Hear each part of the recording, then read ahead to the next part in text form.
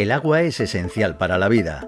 Por eso la ONU declaró en el año 2010 que el abastecimiento y el saneamiento es un derecho humano. Sin acceso al agua no se puede tener una vida digna. Pero el agua es también un recurso esencial para el desarrollo de los territorios.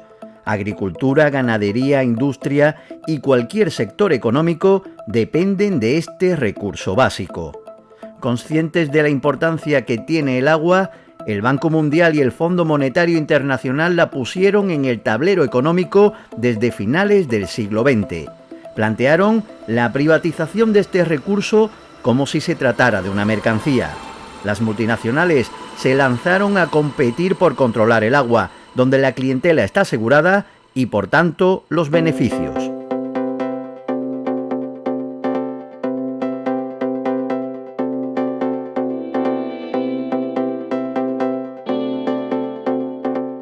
En todo el Estado español, más del 50% del agua está en manos privadas y el reparto de esa gestión mercantil del agua se hace entre tres grandes multinacionales que hacen negocio con el agua. El Grupo Suez, Aqualia y Acciona son las multinacionales que convierten el agua de todas las personas en dinero para su cuenta de resultados.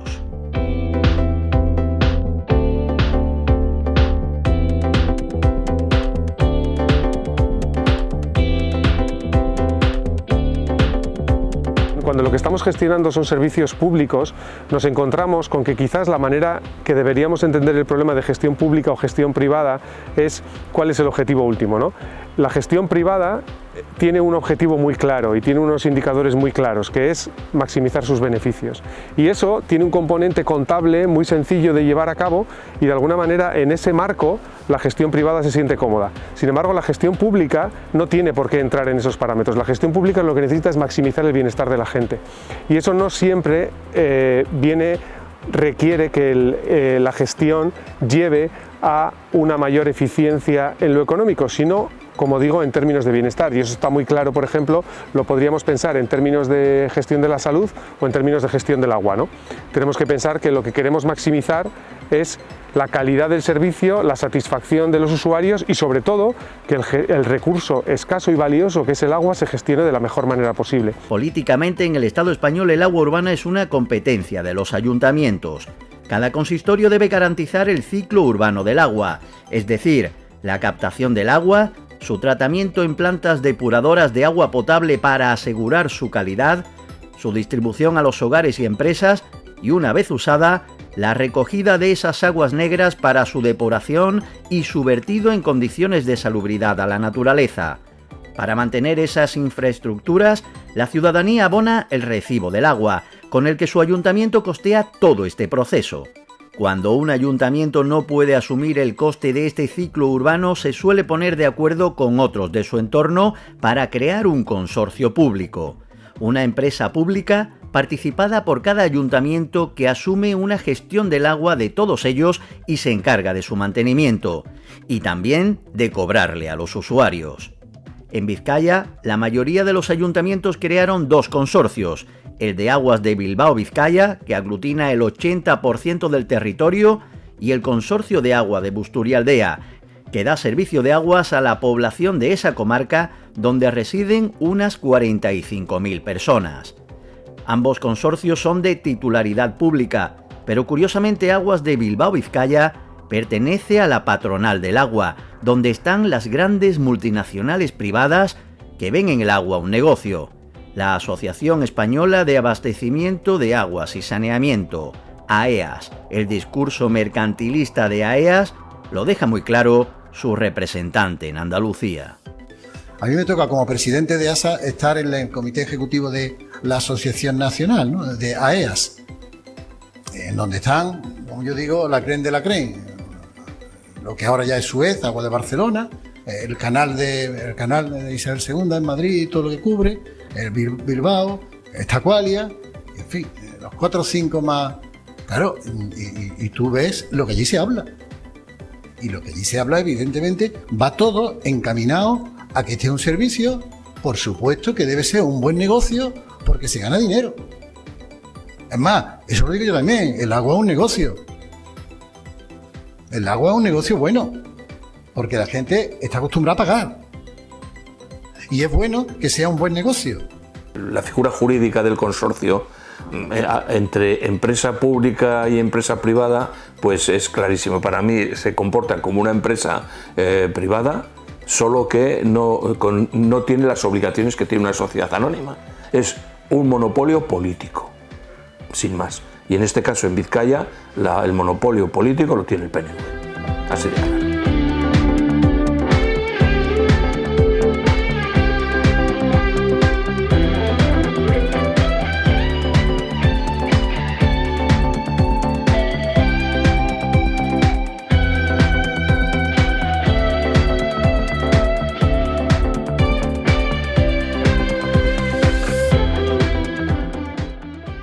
El modelo de gestión del agua del consorcio de Bilbao-Vizcaya es un modelo centralista, basado en grandes infraestructuras pagadas por todas las personas usuarias.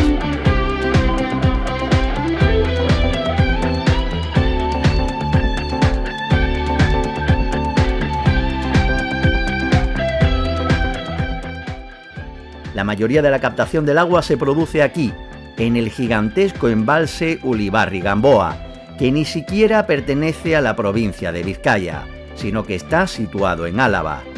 Este embalse almacena el agua que trae el río Zadorra, que no pertenece a la cuenca hidrográfica cantábrica, sino que forma parte de la Confederación Hidrográfica del Ebro, cuyas competencias, al ser una cuenca intracomunitaria, es decir, que cruza más de una comunidad autónoma, residen en el Estado español.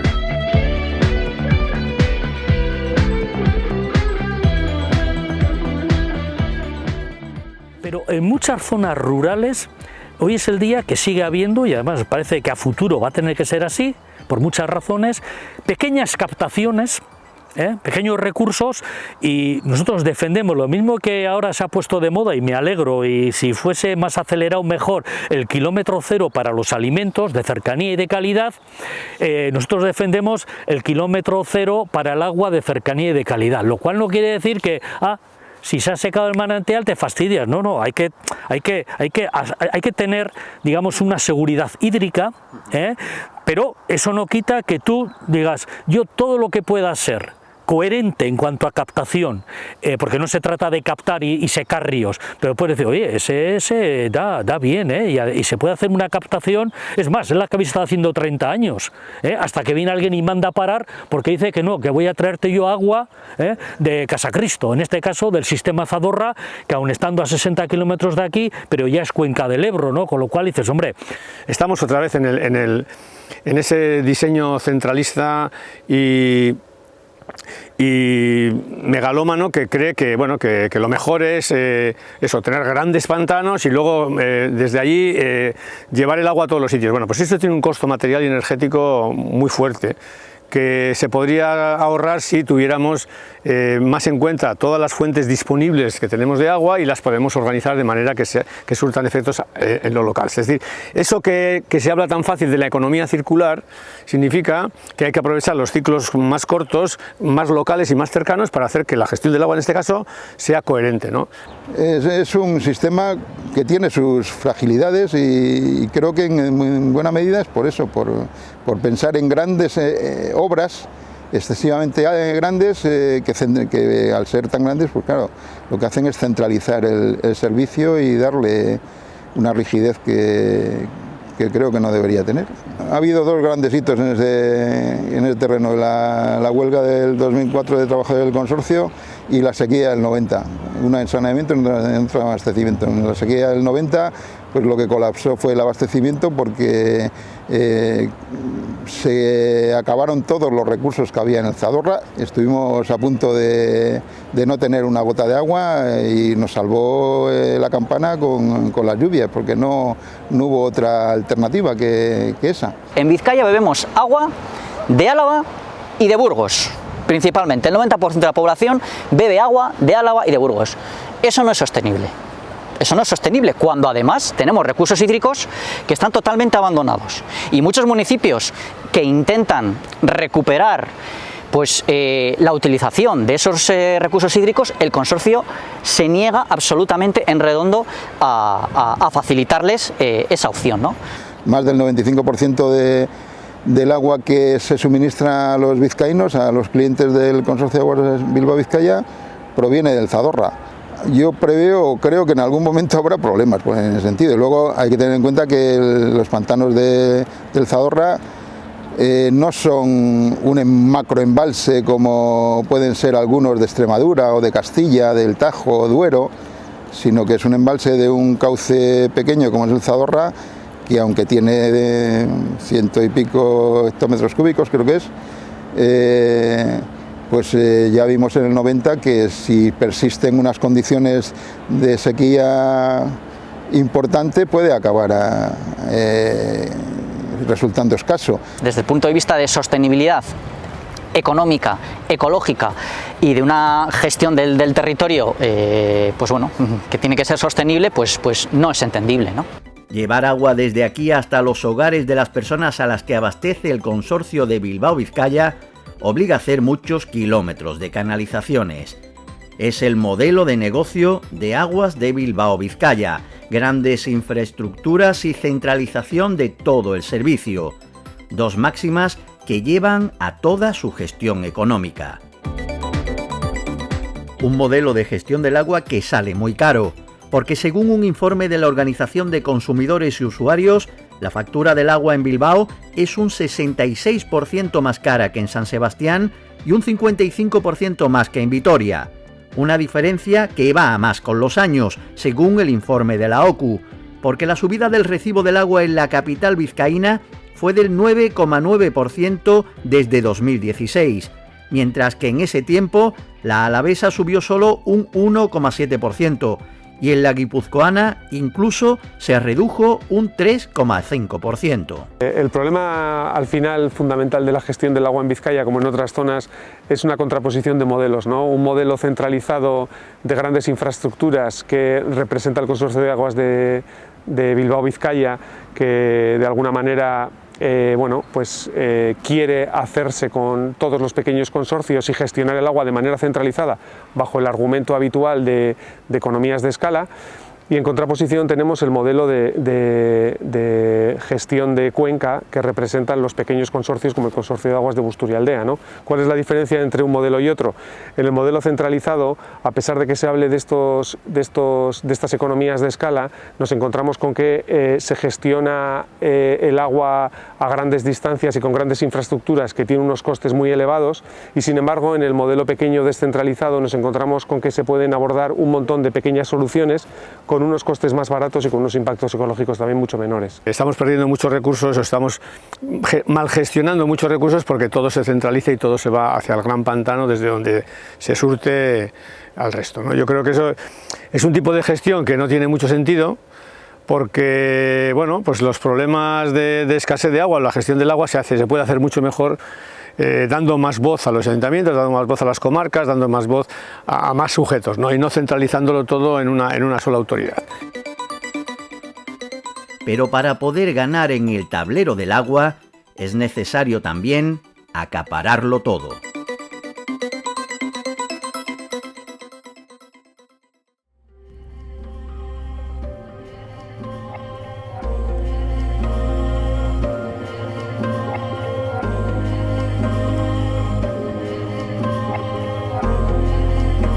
Esta es la depuradora de aguas residuales de Orduña, una inversión para la que puso dinero, como le compete, la Diputación Foral de Vizcaya.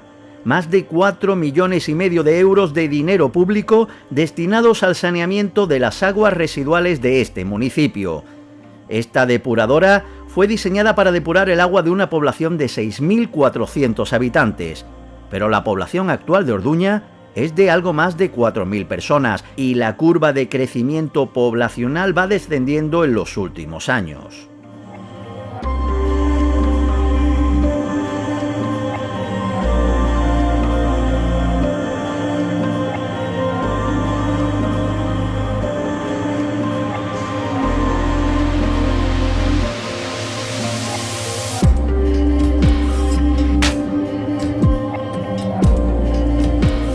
La gestión del agua la estaba llevando el Ayuntamiento de Orduña. Entonces llega el momento que por requerimientos ambientales pues hay que construir una depuradora y se construye por medio de diferentes subvenciones junto con la Diputación. Entonces cuando llega el momento de ponerse en marcha esa depuradora, pues el ayuntamiento echa números y se da cuenta que es insoportable gestionarlo, ese recurso, el mismo ayuntamiento por sí mismo, ¿no? Y es por ello por lo que en estos momentos estamos consorciados. De alguna manera la estrategia del consorcio ha sido un poco, digamos, como la manera de atraerles siempre ha sido un poco como queriendo atraerles de una manera amable, pero a la vez imponiendo unas condiciones que fuera irrenunciable que tuvieran que entrar dentro del consorcio, y la manera de hacerlo era imponerles unos costes inasumibles para unos consorcios pequeños que se vieran incapaces de hacer frente a ese tipo de inversiones. Muchas veces el consorcio, de la mano de Diputación, impone la realización de una serie de infraestructuras totalmente sobredimensionadas. Hemos visto municipios pequeños de 100, 150, 200 habitantes que dimensionan una depuradora para 1000 habitantes. Eso no es, aparte de económicamente ser un despilfarro absoluto, no es nada sostenible. No decide si es una gran infraestructura o si son pequeñas infraestructuras, no decide sobre la deseabilidad desde el punto de vista ecológico de determinadas soluciones. Le viene una solución dada que encima tiene unos costes grandísimos, normalmente asociado, como siempre sucede en estos casos, a grandes operaciones de construcción. Y entonces, de alguna manera, sirve de palanca para obligar al pequeño consorcio a que se adhiera a un gran consorcio de aguas como es el Consorcio de Aguas de Vizcaya. Las decisiones que afectan al agua en su conjunto, desde la captación, nuevas captaciones, canalización, nuevas obras de infraestructura, depuración, todo ese tipo de cosas, requiere que nosotros, que somos usuarios y consumidores, estemos representados. O sea, no puede ser que las decisiones que se tomen en el consorcio sean ajenas a los propios consumidores, que somos los que pagamos y financiamos todo. Una operación redonda que le quita la gestión del agua al Ayuntamiento de Orduña de esta manera. La Diputación Foral de Vizcaya financia la estación depuradora de aguas residuales y, como establece la normativa, una vez finalizada se la entrega al Ayuntamiento, que es quien hasta entonces tiene las competencias en la gestión del agua. Pero el mantenimiento de esta nueva infraestructura tiene un coste imposible para Orduña, que de esa manera se ve obligado a incorporarse al Consorcio de Aguas de Bilbao-Vizcaya. ¿Pero quién manda en el Consorcio de Bilbao-Vizcaya? Según el organigrama del consorcio, hay una asamblea general en la que están representados todos los ayuntamientos integrados, pero la representación es proporcional al número de habitantes de cada municipio, o sea, que la presencia de los pequeños queda diluida frente a la Gran Bilbao. La asamblea se completa además con la representación de la Diputación Foral de Vizcaya y el Gobierno vasco. Pero la verdadera clave en la toma de decisiones está en lo que llaman el comité director, donde la representación es monocolor: presidente, vicepresidente, a los que se suman los representantes de la Diputación Foral de Vizcaya y del Gobierno vasco, y 5 representantes de los municipios consorciados, de los que en la página web del consorcio no se ofrece información, ni cuáles son esos 5 municipios representados, ni de cómo son escogidos.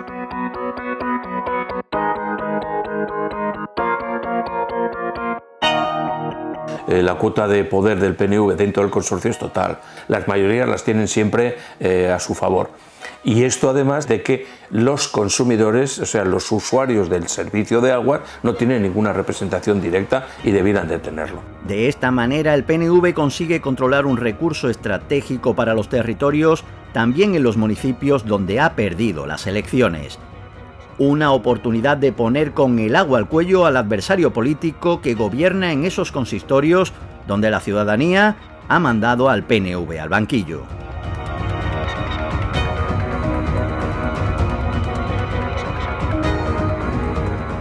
Este es el Valle de Carranza, el término municipal con mayor superficie de toda la provincia de Vizcaya. Aquí, la gestión del agua no está en manos de ningún consorcio. Es el propio Ayuntamiento del Valle de Carranza el que mantiene sus competencias y lleva el agua a su ciudadanía. El Ayuntamiento toma agua de 2 balsas situadas en su municipio, construidas en los años 90 y 2007 bajo la financiación de la Diputación Foral de Vizcaya.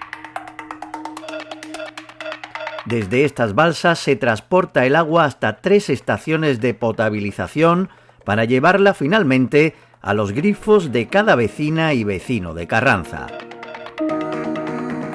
Hasta las elecciones municipales de 2011, en el ayuntamiento gobernaba el PNV, pero en esas elecciones un partido independiente ganó la alcaldía. La ciudadanía mandó al PNV a la oposición, donde se ha mantenido hasta la actualidad.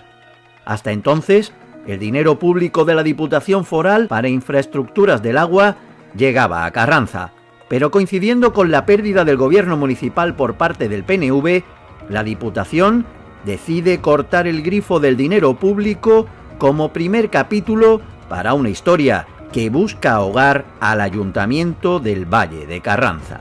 Bueno, esta historia tiene muchos matices y viene de muy lejos, ¿no? Incluso antes de... Yo entré en el Ayuntamiento a finales del 2012, pero ya desde el 2004 había una petición del anterior equipo de gobierno del PNV de entrar al consorcio. Sin embargo, no se había ejecutado.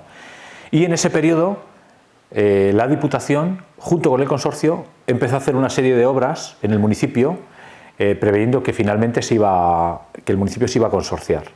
Empezaron con una EDAR, una estación de aguas residuales, que dentro del ciclo del agua es una parte muy importante también.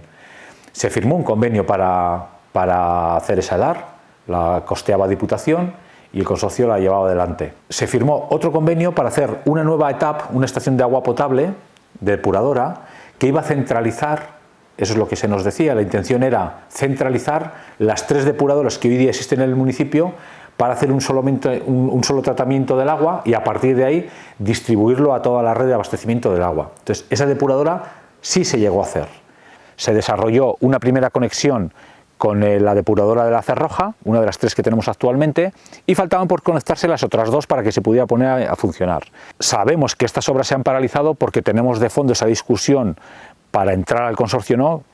Nos imponen de alguna forma que como ayuntamiento entremos a formar parte del consorcio y nos dicen que si no lo hacemos no van a desarrollar esas obras, con lo cual aquí tenemos a día de hoy, en 2021, una depuradora hecha ya hace prácticamente 10 años, paralizada, cerrada, no puede funcionar. Entonces, en este periodo de tiempo, una vez que nosotros llegamos a la alcaldía, no vemos muy claro las condiciones que el consorcio le ponía a los ayuntamientos o a este ayuntamiento para dar el paso de consorciarse. Cuando empezamos a entablar conversaciones con Diputación y el consorcio para poder analizar si queremos dar el paso de la entrada final al consorcio, empezamos a ver una serie de cuestiones que nos imponen, que nos plantean, que nos ponen encima de la mesa, que no son negociables y que nos impiden dar el paso aunque quisiéramos hacerlo. Nos obligan a hacer una reposición de la red secundaria para que el consorcio, una vez que firmemos, se lo encuentre en las condiciones que ellos exigen. Claro, hacemos cuentas y esa inversión que tenemos que hacer nos supone mínimo 9 millones de euros, según los datos del propio consorcio. Claro, un ayuntamiento de 2.700 habitantes, nosotros no tenemos medios para hacer esa inversión.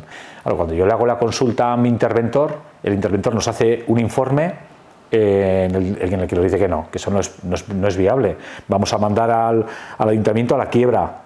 Y además, analizando las tarifas ganaderas que maneja el consorcio, nos damos cuenta que, claro, que el impacto que va a tener para un municipio como el nuestro, eminentemente rural, donde se concentra el 80% de toda la ganadería de ganado de leche de todo Vizcaya, va a ser brutal ese impacto. Tenemos aquí 14.000 cabezas de ganado aproximadamente, entre las vacas de leche y vacas de carne. Empezamos a hacer nuestros cálculos. Bueno, ¿qué va a pasar si entramos al consorcio? Y claro, nos damos cuenta que el impacto va a ser tal que muchas de estas ganaderías van a tener que cerrar. Y el impacto para un sector que está pasando unos momentos muy duros desde hace bastantes años, por el precio ridículo de la leche, va a ser brutal. Van a pagar más por el agua de lo que les pagan a ellos por la leche, ¿no? Diputación dice, bueno, vamos a despejar esta incógnita y encargan ellos, no el Ayuntamiento de Carranza, encarga a la propia Diputación un informe a una consultora que analice la situación de las ganaderías en relación al precio del agua que tienen actualmente y el que tendrían que pagar si entramos al consorcio. Y claro, el informe es demoledor. El informe es demoledor porque no solamente reafirma lo que nosotros pensábamos, sino que lo agrava aún más, ¿no? Viene a decir que directamente el 70% de nuestras ganaderías iba a tener que cerrar. Nosotros pensábamos, yo pensaba inocentemente, que el consorcio se acercaba junto con la Diputación a un municipio, analizábamos entre las tres partes, oye, ¿cuál es la idiosincrasia del pueblo? ¿Qué necesidades hay? ¿Cuáles son los problemas? ¿Dónde hay que invertir? ¿Qué capacidad económica tenéis? No sé, ¿qué número de habitantes? ¿Qué volumen de ganado? Y a partir de ahí, entre todos íbamos a buscar un acuerdo para ver cómo desarrollar cualquier proyecto. Pero no, nos encontramos con que nos pone encima de la mesa unas condiciones y las tomas o las dejas. Claro, nosotros decimos, bueno, muy sencillo, no las podemos tomar, no lo aceptamos. Y a partir de ahí es cuando se nos empiezan a complicar las cosas. Nosotros tenemos un convenio firmado de 2011 en el que la Diputación pone el dinero, las obras las ejecuta el consorcio y el Ayuntamiento da las autorizaciones y pone el terreno a su disposición para hacer una estación depuradora de aguas residuales. Ese convenio que estaba firmado de forma unilateral lo extingue la propia Diputación Foral, no lo lleva a cabo. Extinguen otro convenio que tenemos para la puesta en marcha de la depuradora que también hizo Diputación y está sin estrenar. Y en estas discusiones, como no es suficiente, aparece en escena también otro, como digo yo, otro integrante, otra parte del sistema, en este caso es URA, la Agencia Vasca del Agua, dependiente del Gobierno vasco, también gobernado por el PNV. Y claro, URA nos dice, oigan, ustedes no tienen una depuradora, tienen que hacerla ya, con urgencia. Y bueno, pues estamos en esta situación, ocurre esto, tenemos un convenio firmado, estamos a expensas a ver si Diputación lo puede llevar a cabo, porque estamos negociando con el consorcio, pero uno dice, no, primera sanción. O sea, nos imponen unas condiciones para entrar al consorcio que no podemos aceptar, objetivamente, nos obligan a tener una depuradora que no podemos tener porque es inviable económicamente sin la colaboración de la Diputación. La Diputación nos dice que no colabora con nosotros si no entramos a formar parte del consorcio y nos empezamos a poner nerviosos porque esto vemos que cada vez se está convirtiendo en un callejón sin salida. En esta tesitura lo que hacemos es, con los servicios jurídicos del municipio, pedimos un informe jurídico al que creemos es una de las personas o uno de los catedráticos más destacados, más significativos de todo el Estado, que es Luciano Parejo. Y el informe también es muy taxativo. Lo que viene a decir en las conclusiones es que es una forma de obligar a un ayuntamiento a dar un paso en contra de su voluntad, porque la Diputación no te puede obligar para que consigas su colaboración a consorciarte o a entrar a formar parte de un consorcio de una forma no voluntaria, ¿no? Nos vimos obligados ya el año pasado a judicializar el asunto. Nos vino una tercera multa de URA una vez que vamos a los juzgados de 70.000 euros. Hemos pasado de unas multas por no tener depuradora de 1.000 euros a una de 70.000 euros. Creemos que es totalmente descompensado, creemos que es una utilización casi mafiosa de las herramientas que tiene los entes públicos, y tenemos claro que es una herramienta más esta Agencia Vasca del Agua para presionarnos con este asunto.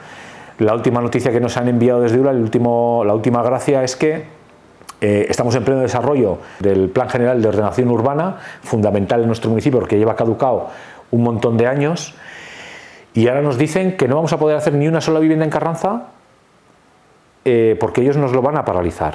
Nos lo van a paralizar porque no tenemos una estación depuradora de aguas. Y no tenemos que irnos muy lejos. Aquí el municipio vecino tenemos a Anestosa, otro municipio vecino es Arcentales. Ahí han hecho no solamente las ETAPs, estaciones de agua potable, sino también las EDAR, las estaciones de aguas residuales. A ellos les han hecho esas obras, se las han conectado, están en funcionamiento y por diferentes motivos tampoco han entrado a formar parte del consorcio. La única diferencia que vemos nosotros es quién gobierna en esos municipios. En nuestro caso somos un grupo independiente que nos preocupamos de nuestro municipio, es nuestro ámbito de actuación, sin embargo ahí sí que coincide, son equipos de gobierno del PNV, que es quien gobierna también en nuestra Diputación, ¿no? Esta es la reserva de la biosfera de Urdaibai, un espacio natural protegido íntimamente ligado al agua y que ha gestionado con los recursos de esta cuenca hasta ahora el otro consorcio de Vizcaya, el de Busturialdea, de carácter comarcal. Esta es la posesión en el tablero del agua más ansiada por el Consorcio de Aguas de Bilbao, Vizcaya. Hay que tener en cuenta que la propia declaración de la reserva de la biosfera, desde un punto de vista territorial, acoge la cuenca del río Oca y su desembocadura, las marismas y humedales que forman, como digo, en la desembocadura. Entonces, el sentido de cuenca es el que además tiene digamos, es el que le da fuerza a la declaración de reserva de la biosfera a la hora de declarar los límites, ¿no? Es, digamos, una cuenca natural y el agua evidentemente es el soporte para la vida de los ecosistemas. La integración del Consorcio de Aguas de Busturialdea en el Consorcio de Aguas de Vizcaya lo que va a hacer es que en Vizcaya exista un único consorcio de aguas de gestión del agua y de saneamiento, por tanto se va a crear un monopolio en torno a la gestión del agua y saneamiento en el que va a quedar diluida la capacidad municipal de tomar las decisiones y de gestionar el agua en su visión de cuenca, no solamente gestionar la tubería que va a la casa de cada uno y de cada una, sino que desde la captación hasta nuestras casas. Es una locura, porque esto parece que es como si viviésemos en un desierto, que hay que traer el agua pues, bueno, a la fuerza, porque no hay, y lo tienes que traer pues, desde el punto donde existe. Hay que instalar nuevas tuberías para traer el agua. Actualmente llega prácticamente hasta Munguía, entonces la idea que tienen es llevar la tubería desde Munguía hasta Bermeo, y ya como Bermeo es parte del Consorcio de Aguas de Busturialdea, eso lo que posibilitaría que llegase también a Guernica, a Jánguiz, al resto del territorio de Busturialdea, pero efectivamente requiere una obra y pierde totalmente la visión de cuenca. Teniendo en cuenta que la comarca de Busturialdea ha sido y es una comarca autónoma con capacidad para autoabastecerse y para gestionar el recurso agua, tanto desde el punto de vista natural como elemento base para la vida, como decía hace un momento, como para las actividades económicas y el consumo humano. Es decir, no tiene ningún sentido ni hay justificación que implique el traer agua de fuera. Esa es una de las cuestiones que también pues muchas veces denunciamos, ¿no? El abandono absoluto de los recursos hídricos municipales. Y eso va en contra de la Directiva Marco del Agua y va en contra también de cualquier política sostenible, y que creo que cualquier persona lo puede entender. Es decir, si yo tengo recursos hídricos en el municipio, ¿por qué no me dejas utilizarlos? Y tengo que traer el agua por medio de tuberías de otro territorio. Con estas decisiones lo que estás haciendo es no gestionar el agua que tienes en tu cercanía, sino que vas a otro territorio, en este caso es Áraba, y traes el agua desde Áraba con los bombeos que eso necesita, con la electricidad que eso necesita, con las grandes infraestructuras que eso necesita, en lugar de ir a soluciones pues, más cercanas, más baratas, más proyectando con la naturaleza, con el entorno, utilizando los recursos naturales que tenemos en nuestras localidades y en el conjunto de la cuenca hidrográfica, e ir a otros territorios y funcionar pues eso, a economías de escala, con otros parámetros que son parámetros más mercantilistas, que no tienen en cuenta la naturaleza y los recursos locales. Vamos a poner en valor el territorio en cercanía y tal. Que viene un verano seco y tal, y que tal, no sé qué es el manantial, coger del grifo, de la otra, pero en invierno, primavera y tal, coge de aquella. Entonces ganas en soberanía, en sentido de que te interesas más por las cosas del municipio. Y si a eso juntas a tu interés por el agua, el interés por los alimentos de cercanía, el interés por la participación ciudadana, el interés por tener biomasa o por tener o por promocionar en el pueblo fotovoltaica, no sé qué, pues estás haciendo desde el kilómetro cero, pues estás haciendo una comunidad basada en una gestión adaptativa, lo cual, insisto, no implica que en todos los municipios 100% de todo, no. Si la cuestión nunca es, cada vez menos por lo menos, entre blanco y negro, es como avanzas por grises, eso es la transición, ¿no? En agosto de 2021, el Consorcio de Aguas de Busturialdea aprobó su incorporación al Gran Consorcio de Aguas de Bilbao-Vizcaya, una operación que completa el monopolio y que ha sido posible gracias al control del PNV en los órganos de control de ambos consorcios. Para llegar a este momento, la estrategia ha sido dejar de invertir en la red secundaria de abastecimiento, que llegó a tener pérdidas en algunos puntos de hasta un 40% de agua que se transportaba, o dejar sin inversiones a la depuradora de aguas residuales de Guernica. Trataron de reventar el sistema de Busturialdea para demostrar que no era eficiente. Que se ha utilizado el tema del agua como una pelota, por decirlo así, desde un punto de vista político.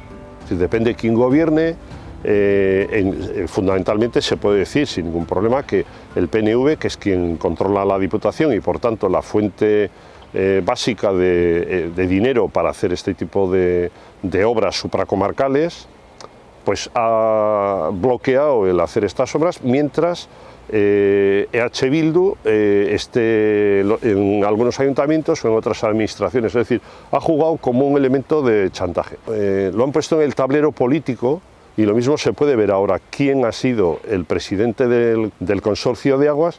Pues es un concejal de Guernica que es de una agrupación afín al PNV y entonces lo han utilizado en su momento, cuando fueron las últimas elecciones, pues yo te doy el cargo de no sé qué y tú me apoyas a la hora de desmontar el propio consorcio. Es decir, han puesto al frente, pusieron el PNV al frente del consorcio alguien que no tenía la etiqueta PNV y digamos que promueva la fusión o el entrar en el Bilbao Vizcaya Partzuergo, al consorcio digamos provincial.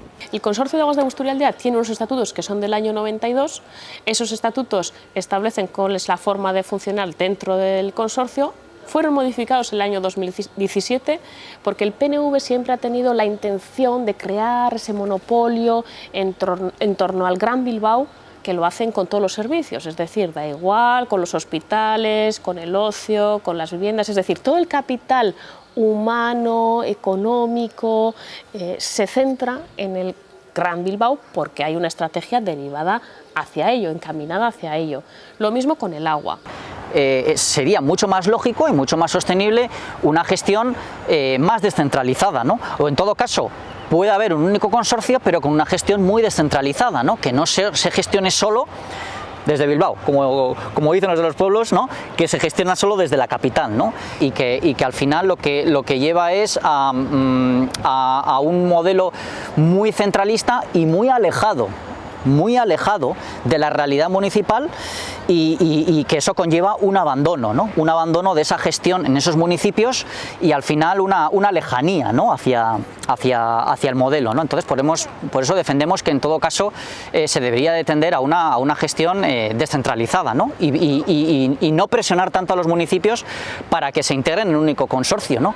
Lo que hicieron para hacerla posible es cambiar los estatutos del Consorcio de Aguas de Busturialdea de forma que cada municipio no decide si se quiere integrar o no, porque la integración se hace en su conjunto, siempre que la mayoría simple de los ayuntamientos integrantes voten a favor de la integración, se integran todos los municipios, aunque hayan votado en contra, da igual.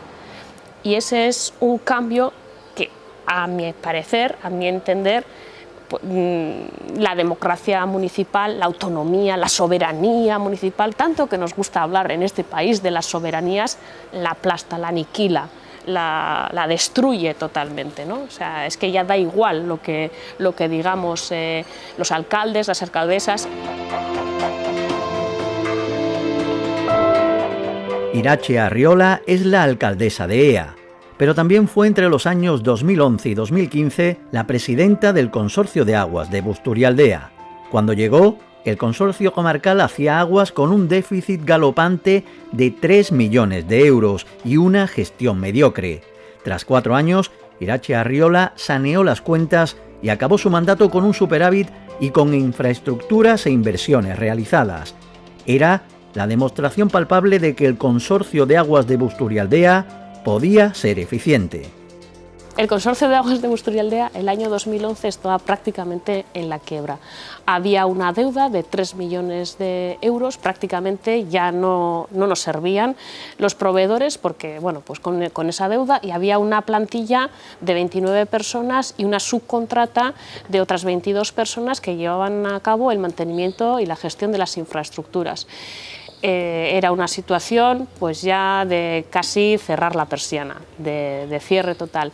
Lo que hicimos fue sanear las cuentas en un primer instante, adoptar unas decisiones que ayudasen tanto a la plantilla como a la gestión, pues lo que se decidió fue hacer unas oposiciones y incorporar a la plantilla. Entonces se crearon unas bolsas, en esas bolsas pues se hizo un proceso de selección y se contrató a 22 personas, por tanto la plantilla pasó de 29 personas trabajadoras a 49 o 50 personas trabajadoras y se adoptaron unas decisiones para sanear la contabilidad. Se hicieron inversiones propias, es decir, se invirtieron casi 600.000 euros de dinero propio de las tarifas en reponer las infraestructuras básicas, sobre todo de la red secundaria, y se dejó con un remanente de 1.700.000 euros el 2015. Entonces, económicamente sí que es un consorcio viable, las tarifas sí que tienen que asumir la gestión, es decir, el coste de la electricidad, el mantenimiento, el personal, y eso el Consorcio de Aguas de Busturialdea lo hace, y además parte de ese dinero va a inversiones. Sí queda, es un consorcio viable, no hay un problema económico de gestión. Lo que hace falta es pues, el liderazgo, el creer en el propio consorcio. El Consorcio de Aguas de Busturialdea nos encargó un estudio para ver un poco cómo podía gestionar de manera sostenible el agua en la reserva de Urdaibai.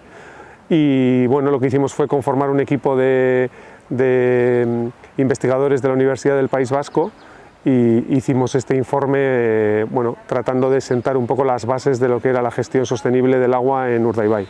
Y de alguna manera lo que encontramos fue que el Consorcio de Aguas estaba haciendo una gestión económica del agua en la reserva de Urdaibai correcta, en la que las tarifas se adaptaban a lo que viene siendo las tarifas en otras zonas, y la justificación o de alguna manera el sobrecoste que imponía tener que amortizar todos estos costes de la nueva depuración estaba más que justificado por los beneficios sociales que tendría para la sociedad en su conjunto.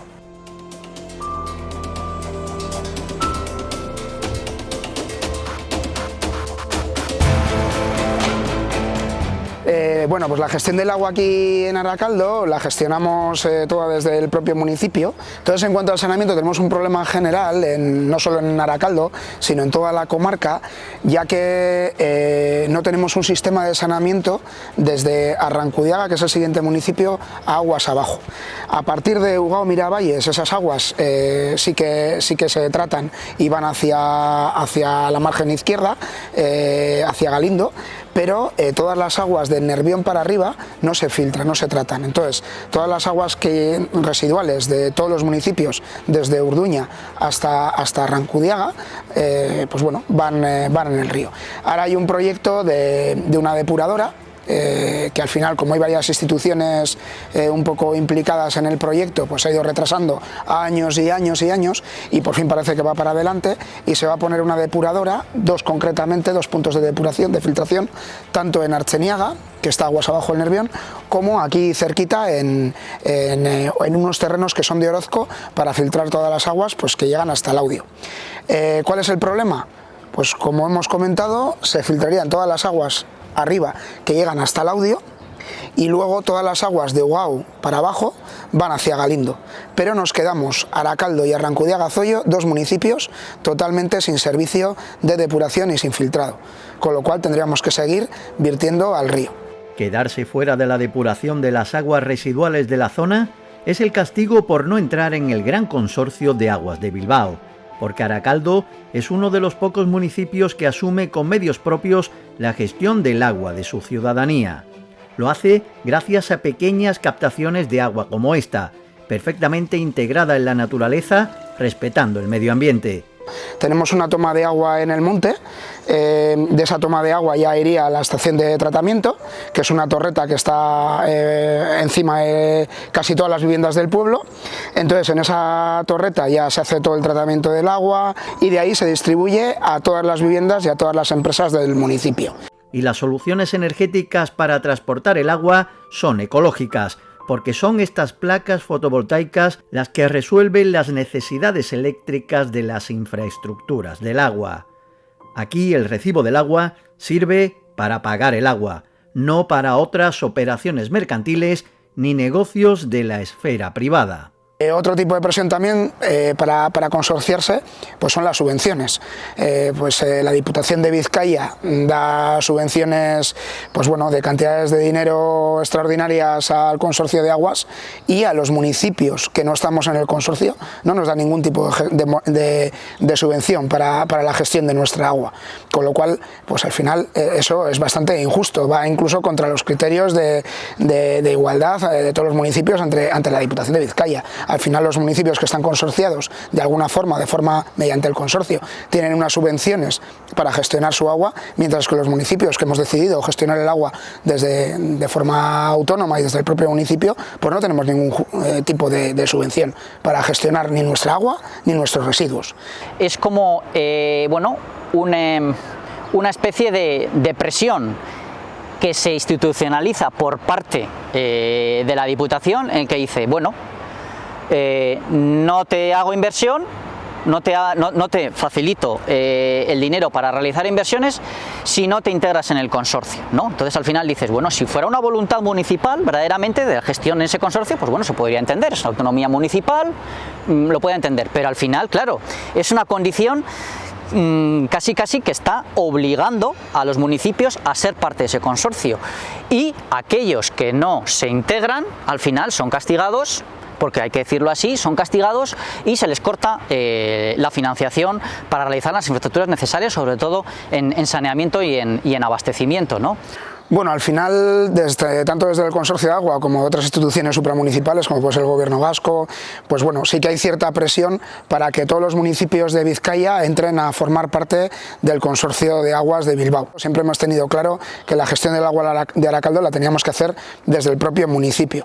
Al final hablamos de soberanía sobre servicios básicos como soberanía energética, soberanía telecomunicaciones, y bueno, pues al final el agua es un bien básico necesario para la vida, y qué menos pues que como el resto de servicios que también pues esté gestionado desde la soberanía del municipio y que lo gestionemos desde el propio municipio. El 28 de julio de 2010, a través de la resolución 64/292, la Asamblea General de las Naciones Unidas reconoció explícitamente el derecho humano al agua y al saneamiento. ¿Pero qué significa que el agua sea un derecho humano?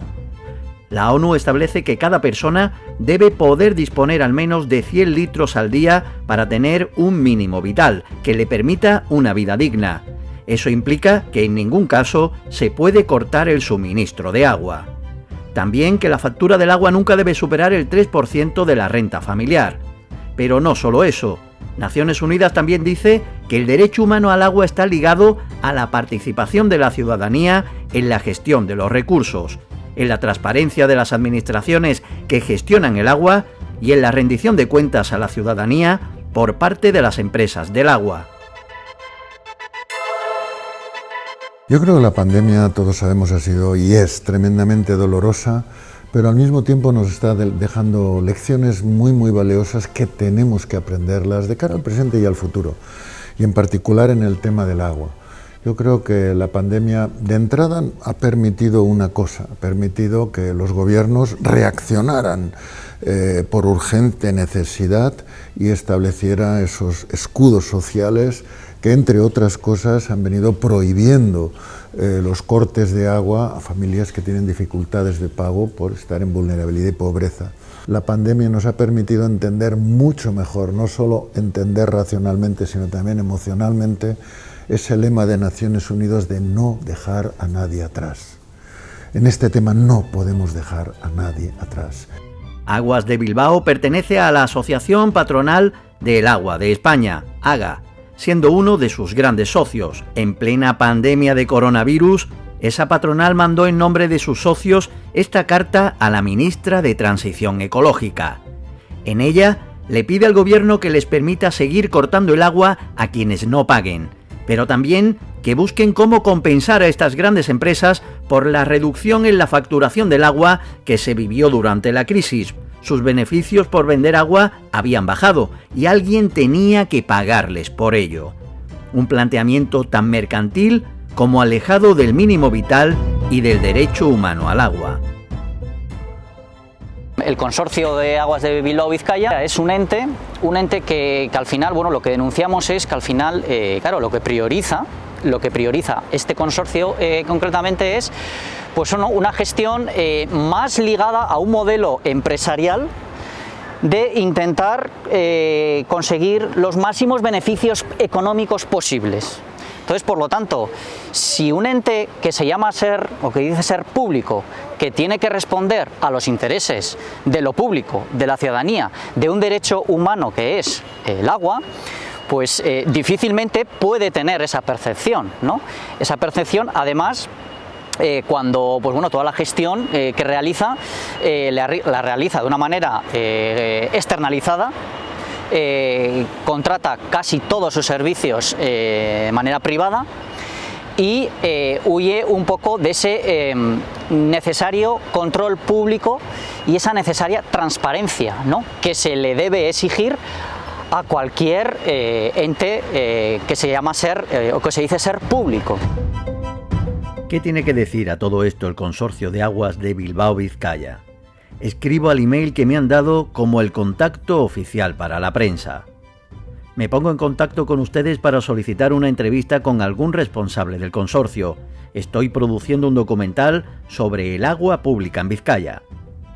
La respuesta de la responsable de comunicación de Aguas de Bilbao no me aclara si en principio me conceden o no esa entrevista, pero me dice: me ha sorprendido la referencia de pública respecto al agua de Vizcaya, como si lo quisiera diferenciar de agua privada o de gestión privada. ¿Será que en el Consorcio de Aguas de Bilbao-Vizcaya no ven clara esa diferencia? Tendré que preguntárselo.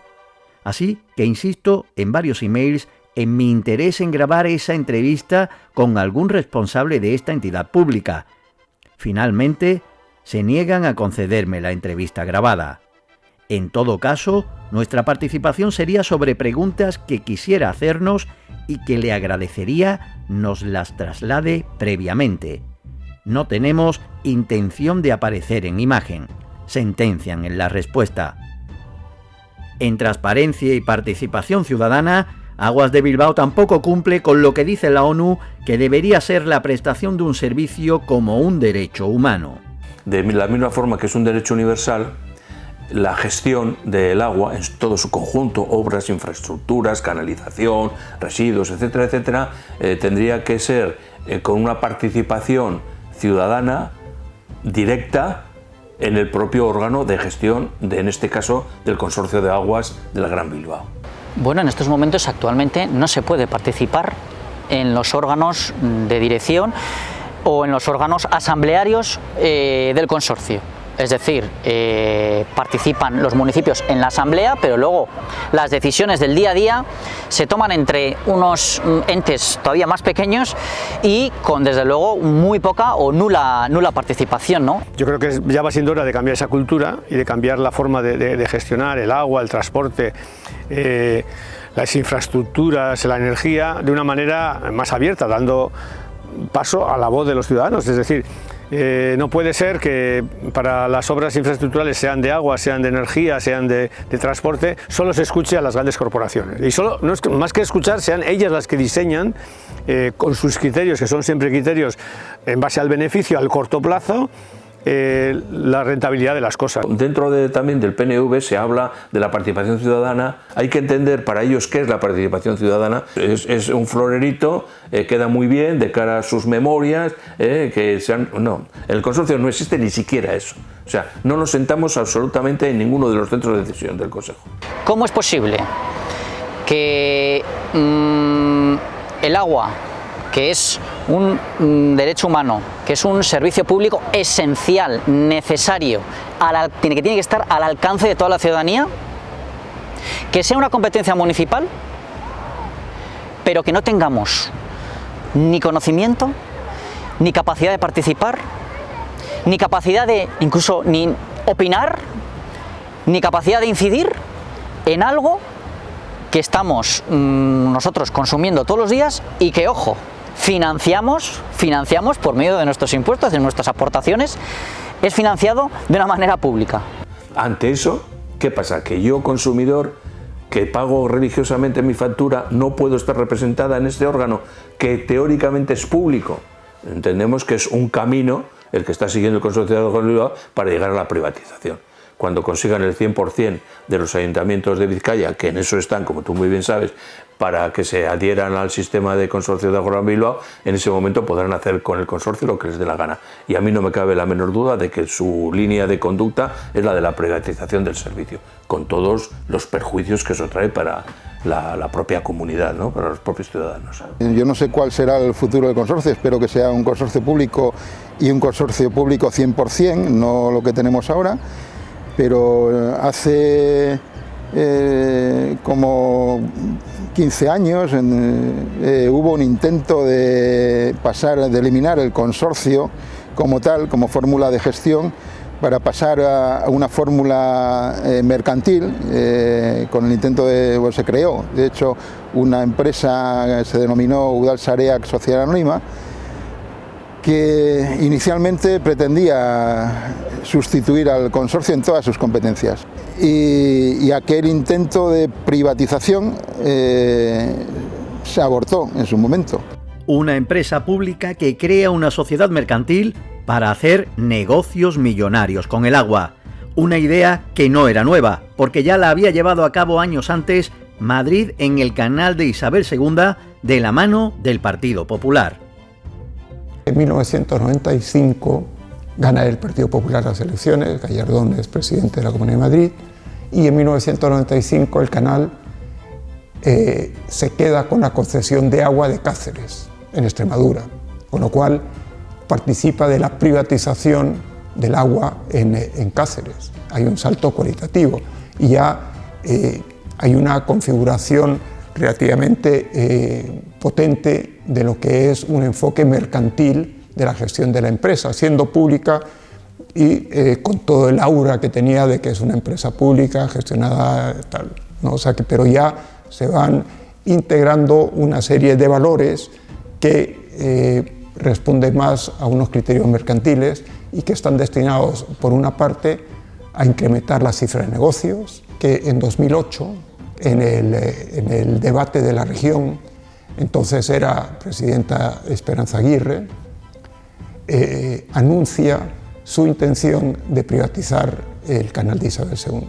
La hoja de ruta claramente consistía, hay un articulado concreto dedicado a la privatización del canal, consistía en, primero, crear una sociedad anónima, que sería la que, una vez configurada y constituida, se vendería el 49%. Esa sociedad anónima se le asignaba el abastecimiento y saneamiento del ciclo integral en la Comunidad de Madrid.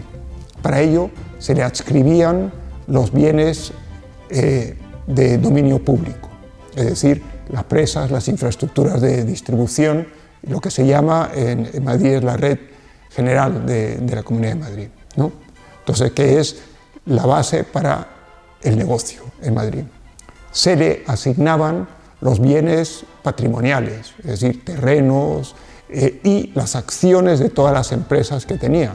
La patrimonialización significa que todos esos bienes que estaban adscritos a lo que es la función del servicio público, que es el canal de Isabel II, que se definen como bienes demaniales, es un término muy antiguo que viene desde el derecho romano, y que significa eso, que hay unos bienes que están adscritos a ese servicio, porque se han considerado por quienes crearon el canal de Isabel II como necesarios para poder dotar al canal de los bienes y de los, digamos, de las necesidades que tenía que satisfacer el canal de Isabel II. Y son los bienes demaniales. Y entonces lo primero que ocurre es un proceso de patrimonialización, o sea, dejan de ser demaniales y se convierten en patrimoniales. Al convertirse en patrimoniales, entran a ser bienes que se pueden vender, que se pueden financiar, que digamos que ya entran, digamos, dentro de una contabilidad que permite que tú los transmitas, los vendas, los hipoteques, establezcas sobre él todo tipo, digamos, de negociación sobre ellos, ¿no? Eso significa patrimonializar los bienes del canal de Isabel II, porque los bienes de Maniales son intransferibles no se puede negociar con ellos, no se pueden transmitir. Y eso es lo primero que se hace, digamos, eso es uno de los momentos importantes dentro de lo que es este proceso de privatización. La constitución del canal de Isabel II Gestión, por una parte, es una formalización de la gestión mercantil, ha introducido unas fórmulas de poder no coherentes entre la administración autonómica y la local. El derecho mercantil obedece a otros intereses, por ejemplo, el lucro, y entonces nos damos cuenta cómo aquello que significa un control por parte de la Asamblea de Madrid, por parte de las instituciones de las cuales nos hemos dotado los ciudadanos para controlar a los políticos y a la gestión de los políticos que hacen sobre los servicios públicos, eso queda colapsado en el momento en que tú, digamos, cambias ese régimen y ya deja de ser del derecho público con los controles que intervienen en el derecho público y pasa al derecho mercantil. Esta empresa se ha caracterizado por la opacidad extrema. De hecho, hasta el gobierno de González, que fue el penúltimo presidente de la Comunidad de Madrid, que era presidente del canal, todos los miembros del Consejo de Administración de Canal Isabel II Gestión eran del PP. Y eso explica muy mucho también todos los procesos de corrupción en que ha estado sumidos y explica también por qué una gran cantidad o una gran parte de los directivos del canal han pasado por o bien la cárcel o están imputados o han pasado por problemas legales. La sociedad anónima, creada por el canal de Isabel II, dio vía libre a una serie de negocios en la esfera privada que desembocaron en el caso Lezo y acabaron con los promotores de esta trama de saqueo del agua pública en la cárcel, incluyendo a Ignacio González, presidente del canal de Isabel II y mano derecha de Esperanza Aguirre en Madrid.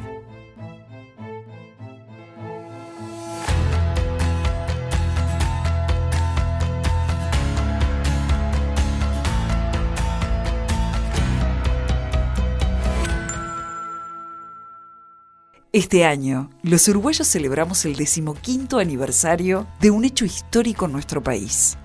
En 2004, la ciudadanía reformó la Constitución y marcó un punto de inflexión en la forma de gestionar las aguas en Uruguay. Se reivindicó que el acceso al agua potable y el saneamiento constituyen un derecho humano fundamental. Uruguay tiene el honor de ser el primer país que incluyó en su Constitución el derecho humano al agua, algo que fue posible gracias a un referéndum celebrado en 2004 en el que las uruguayas y uruguayos exigieron que el agua de su país fuese pública y nacional al 100%. Una movilización ciudadana que se produjo a raíz de la privatización del agua en el año 2000 a cargo de Uragua, una sociedad creada por Aguas de Bilbao Vizcaya, Iberdrola, el Banco BBK y otros socios privados que lograron que el gobierno uruguayo les firmase un contrato con 30 años de vigencia. Sindicalmente en su momento fuimos los máximos denunciantes de esta situación, precisamente con esa idea de qué hacíamos nosotros como consorcio, porque yo evidentemente soy consorcio, una parte pequeña pero soy consorcio, qué hacíamos en otro país intentando gestionar con empresas privadas además, con Iberdrola, la BBK en aquel momento. La única razón que podía existir era ayudar a esas mismas empresas privadas a introducirse y a ganar dinero, porque supuestamente nosotros no lo íbamos a ganar y de hecho no lo ganamos. He contactado con Adriana Marquisio, una de las principales activistas del movimiento social que echó a Aguas de Bilbao, Uragua, de Uruguay. ¿Qué interés tenía Uragua, una empresa que está participada por una empresa que también es pública, que es Aguas de Bilbao, en gestionar el agua de Uruguay, cuando estamos hablando del agua de Bilbao, Vizcaya, ¿no? Para mí o para nosotros en aquel momento la valoración era un privado. Nosotros no lo veíamos como agua pública, o sea, veíamos un interés mercantil de un operador, de un grupo económico que quería gestionar la obra de saneamiento de uno de los principales balnearios del país a partir de quedarse con la recaudación del agua, ¿verdad? O sea, eso ocasionaba la pérdida de la tercera parte del ingreso del presupuesto anual de nuestro operador público. En 2 años que estuvieron en el 2002, tengo un acta acá del Parlamento, cuando fuimos a hacer la denuncia de los incumplimientos, no hicieron absolutamente ninguna obra, o sea, no pagaban el canon, o sea, hubo incumplimientos varios, bastante grandes diría, que demostraban como que el interés era quedarse con la recaudación, ¿no? O sea, nosotros nos preguntábamos esto, ¿de dónde va a traer el dinero este operador privado, lo llamábamos, operador privado, para hacer las obras de saneamiento? Está esperando recaudar con el agua para juntar dinero para hacer las obras, o sea, era una mentira tremenda decirnos que venían con dinero como para hacer las obras, deseadas obras de saneamiento público, que finalmente fueron hechas por el operador público cuando ellos se fueron, ¿no? Por eso para nosotros el descubrimiento de que Aguas de Bilbao era pública fue posterior al diagnóstico que hicimos de cómo actuaban, ¿verdad?, acá en América. ¿Cómo fue la gestión? Porque me has dicho que, bueno, hubo muchos incumplimientos, hubo carencias, pero bueno, es que también hubo incluso problemas en el mismo servicio, ¿no? Sí, hubo problemas de falta de agua, hubo problemas de vertido, de saneamientos cloacales, falta de atención, gente sin agua. Y bueno, y también hubo una suba de tarifa, 2 años que generaron una polémica enorme a nivel parlamentario por los incumplimientos. Nadie entendía cómo se privatizaba el agua, o sea, no se entendía. La excusa era la obra de saneamiento. ¿De dónde salía el dinero para hacer la obra de saneamiento? Bueno, hoy estamos a casi 20 años de esa experiencia, ¿no? Y bueno, la obra está hecha con dineros públicos, siempre sale del mismo lado el dinero. ¿De dónde sale? De la tarifa del contribuyente. Este debate en América Latina fue muy fuerte. Acá echamos a la Suez, literalmente se echó a la Suez de América Latina, de Bolivia, de Argentina, de Uruguay. Eso fue un proceso de empoderamiento, ¿verdad? Y el golpe más fuerte fue dado a como que éramos los trabajadores, hablábamos los trabajadores, los vecinos, ¿con qué derecho vecinos simples y trabajadores inexpertos o no capacitados o no académicos o no formados se atrevían a reformar la Constitución? Y bueno, se puso a consideración el 31 de octubre del 2004 junto con las elecciones nacionales y el presidente tuvo un 51% para ganar las elecciones en ese momento, que era el doctor Tabaré Vázquez, el primer presidente del gobierno del Frente Amplio, y el plebiscito del agua tuvo un 64.7% de adhesión. O sea que hasta los anarquistas fueron a votar. Me gustaría que me contases todas las presiones que hubo en el momento que os organizáis como ciudadanía Sí. para organizar ese referéndum, ese plebiscito. La verdad que tuvimos muchísima resistencia, la prensa nos golpeó mucho y golpea desde los lugares más duros, en mi caso como mujer, ¿verdad? Trabajadora, ama de casa, sin un título de nada, empiezan a golpear por ese lado, con qué autoridad. Bueno, yo creo que empoderados del derecho ciudadano y de los roles que tenemos en cada uno en la sociedad, hay que dar batalla. Siempre me preguntaba qué hubiera pasado si acá se hubiera entregado todo lo que estaba previsto entregar, ¿no? ¿Qué hubiera pasado para las nuevas administraciones que vinieron, la nueva que está hoy actualmente también, que son realmente dinamizadores de los proyectos productivos de un país? O sea, que de alguna forma las empresas públicas, todo lo que mueve el desarrollo productivo de un país tiene que ver con estos servicios que, si bien están para garantizar derechos fundamentales inalienables, también son generadores de divisas, ¿verdad? Mueven la economía. Y eso entregado a grupos económicos que sus casas matrices no están ni siquiera en el país, ¿tá? Es un riesgo enorme para desestabilizar todo lo que tenga que ver con un proyecto económico, un proyecto social, un proyecto político. ¿Quién gana con el monopolio de aguas de esta Gran Bilbao? Parece claro que en lo económico, las grandes beneficiarias son las multinacionales dedicadas a las grandes obras para construir grandes infraestructuras, como Acciona. Y también las grandes energéticas, como Iberdrola, que se llevan una buena parte del pastel económico del agua a través de millonarias facturas por la electricidad necesaria para bombear el agua desde lugares muy dispares hasta los grifos.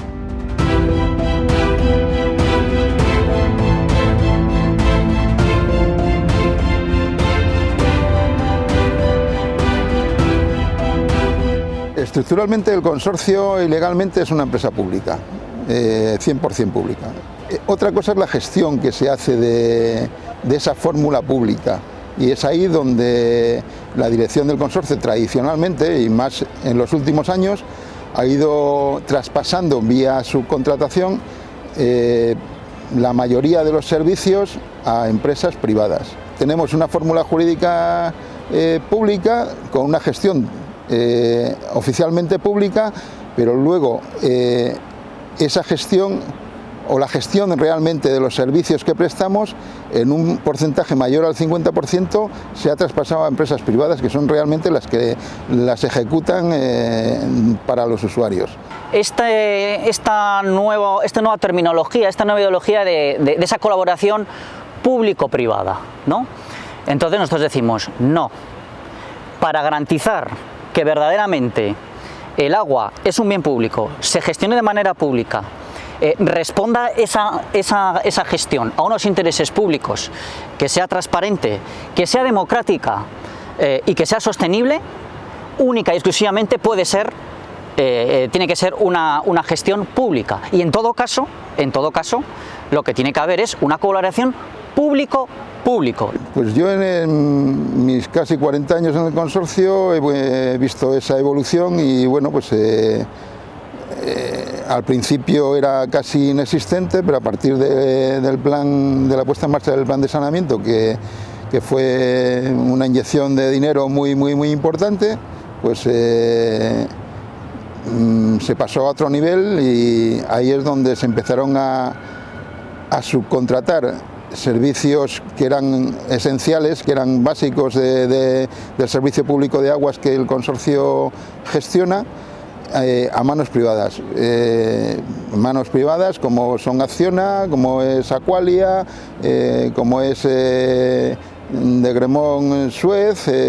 Lo que no puede ser es que el consorcio mire más en este sentido a la gestión de aquellas empresas privadas que están gestionando el agua, Acciona, Aquarbe, etcétera. Es decir, tiene una relación estrecha y colaborativa con ese tipo de empresas, y en cambio con la Universidad del País Vasco no existe ningún tipo de acuerdo, de proyecto. O sea, mira para otro lado, no hay una colaboración público-público, ¿no? Y eso es lo que exigimos, ¿no? Al final, que el consorcio gestione de una manera pública. Y que si tiene que buscar colaboración, por supuesto, que busque la colaboración. Tiene la universidad, tiene organizaciones ecologistas, tiene asociaciones vecinales, que se abra a la ciudadanía. Pero el monopolio de aguas de Bilbao tiene también un vencedor político, el PNV, que con esta operación ha logrado el control político a través de un recurso estratégico de los territorios como es el agua. Con el control del agua puede ahogar a cualquier adversario político. ¿Y quién pierde? Pierde la gente, porque muchas empresas locales y comarcales ya están desapareciendo con el trasvase de los servicios de cercanía del agua hacia esa Gran Bilbao. También por la subida de la factura. En Busturialdea, Aguas de Bilbao ya ha anunciado que las nuevas infraestructuras supondrán un agua más cara. También pierde la democracia, porque en los municipios absorbidos por la Gran Bilbao ya dará igual a quién vote la ciudadanía. Y por supuesto, la naturaleza vuelve a perder. Más grandes infraestructuras, más coste energético, más canalizaciones por espacios naturales que habrá que arrasar. Y todo pagado con dinero público.